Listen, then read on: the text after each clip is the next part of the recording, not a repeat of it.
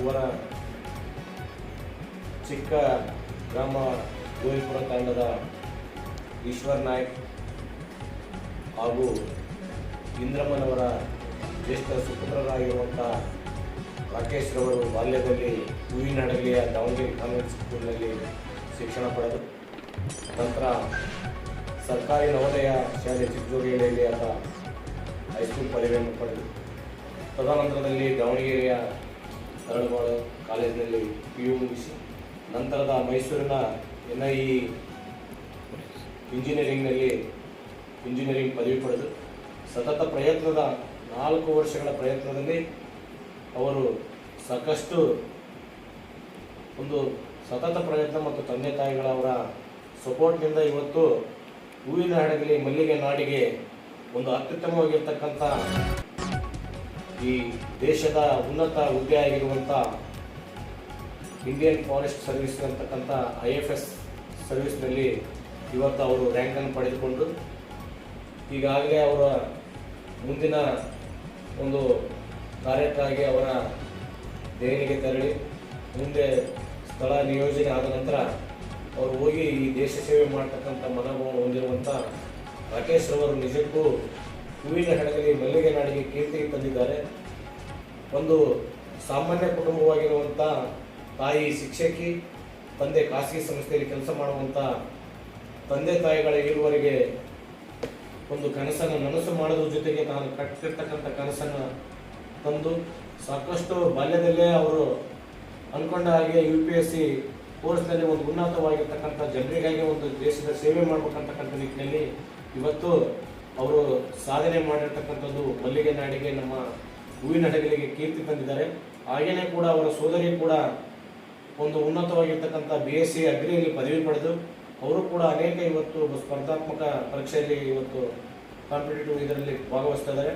ಮುಂದಿನ ದಿನಗಳಲ್ಲಿ ಅವರು ಕೂಡ ಒಂದು ಅವರ ಅಣ್ಣನ ಪ್ರೇರಣೆಯಿಂದ ಅವರು ಕೂಡ ಉತ್ತಮವಾಗಿರ್ತಕ್ಕಂಥ ಒಂದು ಶಿಕ್ಷಣವನ್ನು ಪಡೆದು ಒಂದು ಒಳ್ಳೆಯ ಪೋಸ್ಟಿಂಗಿಗೆ ಅವರು ಹೋಗಿ ಅಂತಕ್ಕಂಥದ್ದು ನಮ್ಮ ಯುನಿವರ್ಸಿಟಿಯಿಂದ ನಾವು ಕೂಡ ಅವರಿಗೆ ಸಪೋರ್ಟ್ ಮಾಡ್ತಾ ಇದ್ದೀವಿ. ನಿಜಕ್ಕೂ ಇವತ್ತು ನಮಗೆ ಯಾವುದೇ ಒಂದು ಸಣ್ಣದೇ ಒಂದು ವೈದ್ಯಕೀಯ ಒಂದು ಸೀಟ್ ಆಗಲಿ ಅಥವಾ ಇಂಜಿನಿಯರಿಂಗ್ ಸೀಟ್ ಆಗಲಿ ತಗೊಳ್ತಕ್ಕಂಥದ್ದು ಕಷ್ಟ.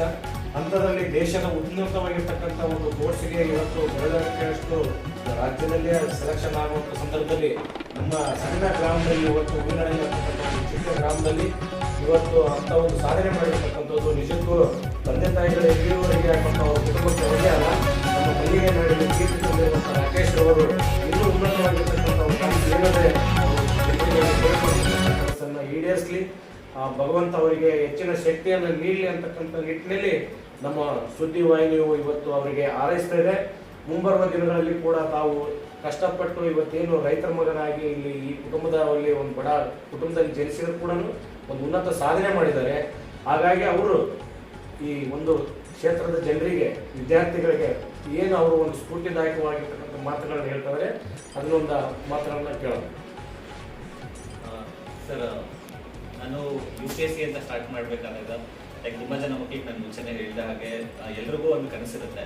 ಬಟ್ ಆದರೆ ನನ್ನ ಒಂದು ಇದು ಏನು ಅಂತಂದರೆ UPSC ಎಂಟರ್ ಆಗೋಕ್ಕಿಂತ ಮುಂಚೆ ನಿಮ್ಮ ತಂದೆ ತಾಯಿ ಹತ್ರ ಫಸ್ಟು ಅವ್ರು ನನಗೆ ಸಪೋರ್ಟ್ ಮಾಡ್ತಾರಾ ಅಥವಾ ಏನು ಎತ್ತ ಅಂತ ಕೇಳಿಬಿಟ್ಟು ಅವ್ರ ಸಪೋರ್ಟ್ ಅನ್ನೋದು ಅವ್ರ ಆಶೀರ್ವಾದ ನಮ್ಗೆ ಇಂಪಾರ್ಟೆಂಟ್ ಸರ್. ಅದಕ್ಕಿಂತ ಮುಂಚೆ ಆದಮೇಲೆ ನಾವು ಅದ್ರದ್ದು UPSC ಒಂದು ಸಿಲೆಬಸ್ ತಿಳ್ಕೊಳ್ಳೋದಾಗಿರಲಿ ಅಥವಾ ಒಂದು PYQ ನೋಡಿ ನಾವು ಅದನ್ನು ಅನಾಲಿಸಿಸ್ ಮಾಡೋದಾಗಿರಲಿ ಅದೆಲ್ಲನೂ ಮಾಡಿದ್ದೆ ಆದರೆ UPSC ಎಟಕ್ಲಾರ್ದು ಅಂತ ಕನಸೇನಲ್ಲ ಅಂತ ನನ್ನ ಅಭಿಪ್ರಾಯ. ಅದು ಲೈಕ್ ಸತತವಾಗಿ ಮಾಡ್ತಾ ಹೋಗ್ಬೇಕು. ಕಷ್ಟ ಆಗ್ಬೋದು, 2 ವರ್ಷ ಕಷ್ಟ, 3 ವರ್ಷ. ನಾವು ಡಿಗ್ರಿಗೆ 4 ವರ್ಷ ಕೊಡ್ತೀವಿ ಅನ್ಬೇಕಾದಾಗ ಲೈಕ್ ದೇಶದಲ್ಲೇ one of the toughest exams ಅಂತ ಹೇಳ್ತಾರೆ. ಸೊ ಅದನ್ನ ಕ್ಲಿಯರ್ ಮಾಡೋದಕ್ಕೋಸ್ಕರ ಸ್ವಲ್ಪ ಟೈಮ್ ಕೊಟ್ಟರೆ ಎಲ್ಲ ಕೈಲೂ ಆಗುತ್ತೆ ಅಂತ ನನ್ನ ಅಭಿಪ್ರಾಯ ಸರ್.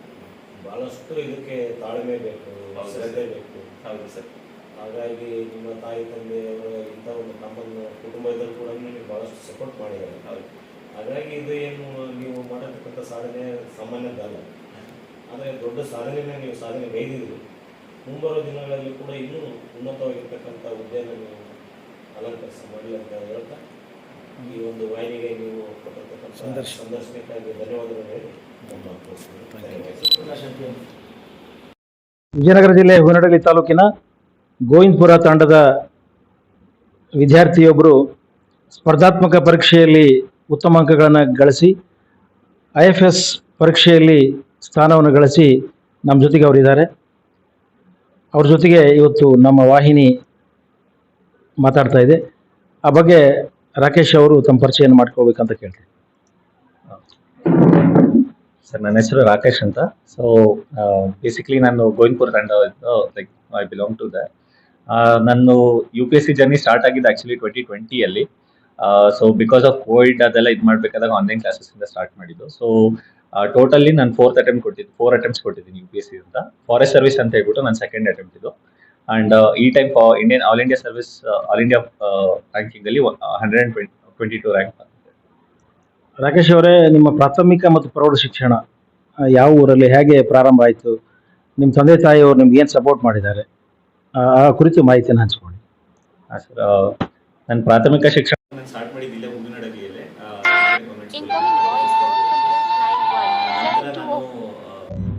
ನವೋದಯ ಶಿಫ್ಟ್ ಆದಾಗಿಂದ 6th ಇಂದ 10th ವರೆಗೂ ನವೋದಯ ಇದು ಮಾಡಿದ್ದು. ನನಗೆ ನನ್ನ ಮೇನ್ ಸಪೋರ್ಟ್ ಅಂದ್ರೆ ನನ್ನಮ್ಮ, ನನ್ನ ಅಪ್ಪ ನನಗೆ ಅವ್ರಿಗೆ ಲೈಕ್ ಯಾವಾಗ್ಲೂ ಲೈಕ್ ಒಂದ್ ಸ್ವಲ್ಪ ಹಿಂಸರಿಕೆ, ಆಚೆ ಕಳಿಸ್ಬೇಕ ಮಗನ್ನ ಅಂತ ಹೇಳ್ಬಿಟ್ಟು ಎಲ್ಲ ತಂದೆಯವ್ರಿಗಿರೋ ಹಾಗೆ. ಬಟ್ ಅಮ್ಮ ನನ್ನ ಬೆನ್ನೆಲುಬಾಗಿ ತುಂಬಾನೇ ಹೆಲ್ಪ್ ಮಾಡಿದ್ದಾರೆ. ನಾನು UPSC ಜರ್ನಿ ಕೂಡ ಮಾಡ್ಬೇಕು ಅಂದಾಗ ಲೈಕ್ ಇಬ್ರು ಕೂಡ ಒಟ್ಟಿಗೆನೆ ಮಾಡು ಅಂತ ಹೇಳ್ಬಿಟ್ಟು, ಅದು ಕಷ್ಟ. ಲೈಕ್ ನನ್ನ ಪ್ಲೇಸ್ಮೆಂಟ್ಸ್ ಆಗಿತ್ತು ನಾನು NIL ವರ್ಕ್ ಮಾಡ್ಬೇಕಾದಾಗ. ಬಟ್ ಇಲ್ಲ, ನಿನ್ಗಿದು ಮುಂಚೆಯಿಂದ ಆಸೆ ಇದೆ, ಮಾಡು ಅಂತ ಹೇಳ್ಬಿಟ್ಟು ಅವರಿಬ್ಬರು ಸಪೋರ್ಟ್ ಇಂದಾನೆ ಇವತ್ತು I am able to do it ಅಂತ. ನೀವು PUC ಫಲಿತಾಂಶ ಬಂದ ನಂತರ ಈಗ ಗುರಿ ನಿಮಗೆ ಹುಟ್ಟಿದ್ದು ಯಾವಾಗ? ಎಲ್ಲಿಂದ ಪ್ರಾರಂಭ ಆಯಿತು ನಿಮ್ಮ ಸ್ಪರ್ಧಾತ್ಮಕ ಪರೀಕ್ಷೆಯ ಬಗ್ಗೆ? ಸರ್, ನನ್ಗೆ ಆಕ್ಚುಲಿ ನವೋದಯದಲ್ಲಿ ನಾವು ಎಂಟ್ರೆನ್ಸ್ ಲೈಕ್ ಸ್ಟಾರ್ಟಿಂಗ್ ಹೋಗ್ಬೇಕಾದಾಗಲೇ ಇರುತ್ತೆ, ಲೈಕ್ ಅಚೀವರ್ಸ್ ಬೋರ್ಡ್ ಅಂತ ಹೇಳ್ಬಿಟ್ಟು IAS IPS IFS ಆಫೀಸರ್ಸ್ ಅವ್ರು ಮಾತ್ರನೇ ಮೆನ್ಷನ್ ಮಾಡಿರ್ತಾರೆ. ನಾವು ಕಾರ್ಪೊರೇಟ್ ಅಲ್ಲಿ we may work in different, like ಬೇರೆ ಬೇರೆ ಇದ್ರಲ್ಲಿ ವರ್ಕ್ ಮಾಡಬಹುದು. But like all India service ಅಲ್ಲಿ ನಾವು ಒಬ್ರು ಸೇವೆ ಮಾಡ್ತಿದೀವಿ, ಗೌರ್ಮೆಂಟ್ಗೋಸ್ಕರ ನಾವು ಜನರಿಗೋಸ್ಕರ ಮಾಡ್ತಿದೀವಿ ಅಂತ ಹೇಳ್ಬೇಕಾದಾಗ ಮಾತ್ರ ಇಲ್ಲಿ ನಮ್ಗೆ ಆಪರ್ಚುನಿಟಿ ಸಿಗ್ತಾ ಹೋಗುತ್ತೆ. ಸೊ ನನಗೆ ಅಲ್ಲಿರೋ ಟೀಚರ್ಸ್ ಆಗಲಿ, ಸೊ ಅಲ್ಲಿಂದ ನನಗೆ ಲೈಕ್ ಸ್ಟಾರ್ಟಿಂಗ್ ಬೇಸ್ ಅಂತ ಹೇಳ್ಬಿಟ್ಟು ಇದು ಸ್ಟಾರ್ಟ್ ಆಗಿದೆ. ಅದು ಆ್ಯಕ್ಚುಲಿ ಇಂಜಿನಿಯರಿಂಗ್ ಓದೋ ಸಂದರ್ಭದಲ್ಲಿ, ನಿಮ್ಮ ತಾಂತ್ರಿಕ ಶಿಕ್ಷಣವನ್ನು ಪಡೆಯೋ ಸಂದರ್ಭದಲ್ಲಿ ಸ್ಪರ್ಧಾತ್ಮಕ ಪರೀಕ್ಷೆಗಳು ಸುಮಾರು ಕಷ್ಟ ಆಗಿರ್ಬೋದು ನಿಮಗೆ ಅನಿಸ್ತದೆ. ನೀವು ಯಾವ ಕೋಚಿಂಗ್ ಸೆಂಟ್ರಲ್ಲಿ ಇದು ತರಬೇತಿಯನ್ನು ಪಡೆದ್ರಿ ನೀವು? ಸರ್, ನಾನು ಲೈಕ್ ಕೋಚಿಂಗ್ ಸ್ಟಾರ್ಟ್ ಮಾಡಿದ್ದು ಇನ್ಸೈಟ್ಸ್ IAS ಇಂದಾನೆ. ಅದು ಬ್ಯಾಂಗ್ಳೂರಲ್ಲಿ ಇದೆ. ಸೊ ಇನ್ಸೈಟ್ಸ್ IAS ಅಲ್ಲಿ ನಾನು 1 ವರ್ಷ ಕೋಚಿಂಗ್ ತಗೊಂಡಾದ್ಮೇಲೆ ಅವ್ರದೇ ಟೆಸ್ಟ್ ಸೀರೀಸ್ ಆಗಲಿ ಅಥವಾ ನನಗಲ್ಲಿ ಪರ್ಸನಲ್ ಮೆಂಟರ್ಸ್ ಅಂತ ಹೇಳ್ಬಿಟ್ಟು ನಂಗೆ ತುಂಬಾ ಜನ ಗೈಡ್ ಮಾಡಿದ್ದಾರೆ. ಲೈಕ್ ಸುದೀಪ್ ಸರ್, ಪರೀಶ್ ಸರ್, ತುಂಬಾ ಜನ ಮೆಂಟರ್ಸ್ ನನಗೆ ಪರ್ಸನಲಿ ಗೈಡ್ ಮಾಡಿ, ಸೊ ಅವ್ರ ಹತ್ರ ಕನ್ಸಿಸ್ಟೆಂಟ್ ಆಗಿ ನಾವು ಸಪೋರ್ಟ್ ತಗೊಂಡಾಗ ಮಾಡಿ ಅಂತ ಹೇಳ್ಬಿಟ್ಟು ಎಂಕರೇಜ್ ಮಾಡಿ, ಅವರೆಲ್ಲ ಸಪೋರ್ಟ್ ಇಂದ ಕೂಡ ನನ್ಗಿದು ಮಾಡಕ್ಕೆ ಆಗಿದೆ ಅಂತ. ಸ್ಪರ್ಧಾತ್ಮಕ ಪರೀಕ್ಷೆಗಳನ್ನ ತರಬೇತಿ ಪಡೆಯುವ ಸಂದರ್ಭದಲ್ಲಿ ಮತ್ತು ಓದುವ ಸಂದರ್ಭದಲ್ಲಿ ನಿಮ್ಗೆ ಆದಂಥ ಓದುವ ಪೂರಕ ಮತ್ತು ಮಾರಕ ಸಂದರ್ಭಗಳು ಹೇಗೆ ಟಫ್ ಅನಿಸ್ತು ಹೇಗೆ ನಿಮಗೆ? ಸರ್, ಆಕ್ಚುಲಿ UPSC ಅಂತ ಹೇಳಿದ ತಕ್ಷಣ ಅದೊಂದು ಫೀಲ್ ಇರುತ್ತೆ. ಮುಂಚೆನೆ ಹೋಗೋಕ್ಕಿಂತ ಮುಂಚೆ ನಾವು IAS ಆಗ್ತಿದ್ದೀನಿ, IAS ಎಲ್ಲರೂ ಹೋಗ್ಬೇಕಾದ್ರೆ ಒಂದು ಕನ್ಸು ಹೊತ್ತು ಹೋಗ್ತೀವಿ ಅಲ್ಲಿ ಹೋಗ್ಬೇಕಾದಾಗ. ಬಟ್ ಅಲ್ಲಿ ಇಳ್ದಾಗ ಗೊತ್ತಾಗುತ್ತೆ ತುಂಬಾ ಕಾಂಪಿಟೇಷನ್. ಯಾಕಂದ್ರೆ ಆಲ್ ಇಂಡಿಯಾ ಲೆವೆಲ್ ಅಲ್ಲಿ ಬರೀತಾ ಇರ್ತೀವಿ. ಕರ್ನಾಟಕದಲ್ಲೇ ಬರೀಬೇಕಾದ್ರೆ ಕಾಂಪಿಟೇಷನ್ ಜಾಸ್ತಿ ಇರುತ್ತೆ. ಅದು ಆಲ್ ಇಂಡಿಯಾ ಲೆವೆಲ್ ಅಂತ ಬರೀಬೇಕಾದ್ರೆ ನಮ್ಮ ಜೊತೆ IITians ಬರೀತಿರ್ತಾರೆ, ಡಾಕ್ಟರ್ಸ್ ಬರೀತಾ ಇರ್ತಾರೆ. ಸೊ ಕಾಂಪಿಟೇಷನ್ ಲೆವೆಲ್ ಅದಿರುತ್ತೆ. ಸ್ಟಾರ್ಟಿಂಗ್ ಅಲ್ಲಿ ಹೋದಾಗ 1 ವರ್ಷ ಇದಾಗಿಲ್ದಾಗ ಓಕೆ 1 ವರ್ಷ ಅಲ್ವಾ ಅಂತ ಹೇಳ್ಬಿಟ್ಟು ಅನ್ಸುತ್ತೆ. ಬಟ್ 2ನೇ ವರ್ಷಕ್ಕೆ ಆಗದೆ ಬೇಜಾರಾಗ್ತಾ ಹೋಗುತ್ತೆ.